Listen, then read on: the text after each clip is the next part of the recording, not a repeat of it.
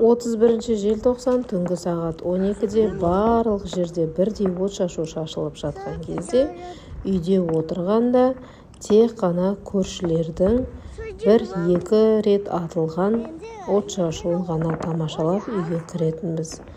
Көптен бері ойда жүрген дүние ауылдың бүткіл отшашуын ауылдың сыртынан тамашалау етін.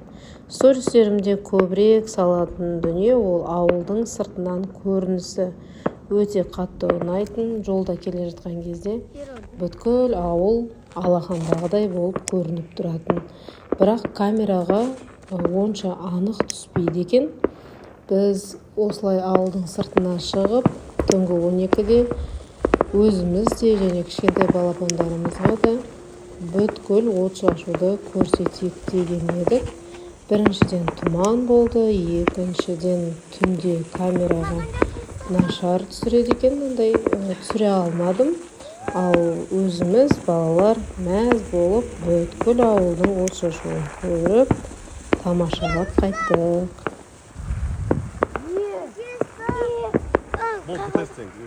Зато үйдің ішінде осыларды көрмейсіңдер да ғой.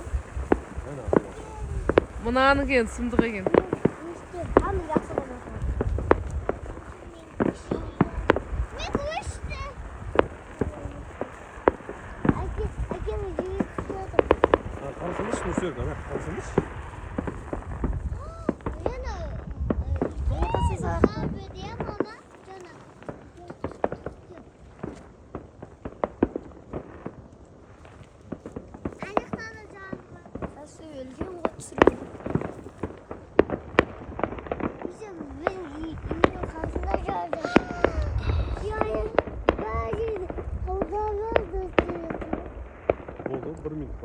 Бұндай көрініс жылына 1 рет қана 31 желтоқсан күні болатындықтан осы сәтті пайдаланып әдемі көріністі тамашаладық.